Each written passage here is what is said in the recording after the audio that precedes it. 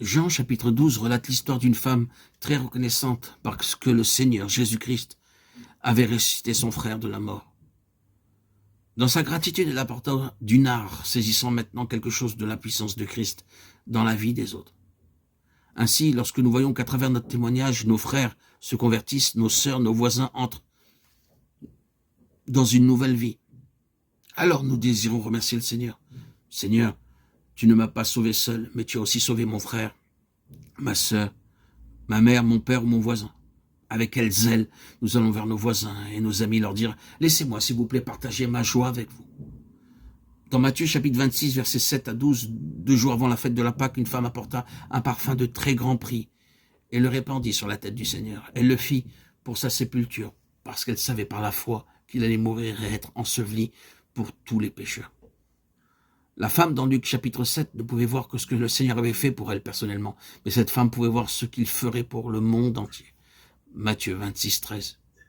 Nous aussi, nous voulons remercier notre Seigneur parce qu'il mourut pour tous les pécheurs du monde, de tous les temps, et désirons connaître comment notre Seigneur sauve des pécheurs d'autres parties du monde.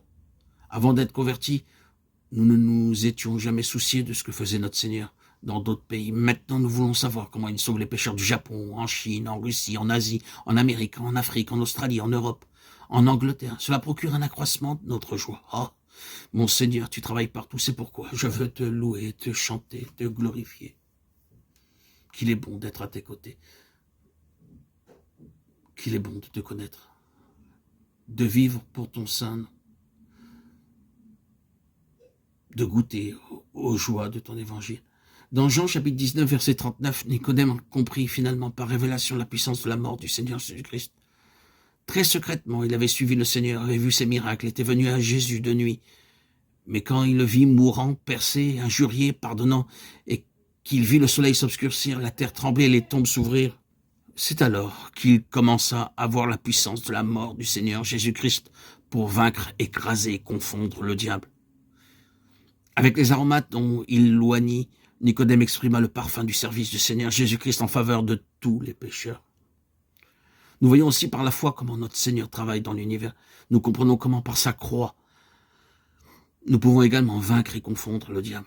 De cette façon, nous apportons des aromates de louange. Ô Seigneur, que tu es merveilleux. Nous nous réjouissons de voir comment tu confonds le diable, comment tu as pénétré nos vies. Enfin, le passage de Marc, chapitre 16, versets 1 à 3, relate qu'après la résurrection, quelques femmes préparèrent des aromates avec lesquels elles devaient l'oindre.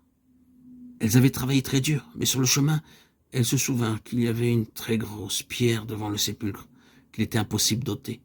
Néanmoins, elles étaient convaincues, bien que ne sachant pas comment, que la pierre se trouverait roulée.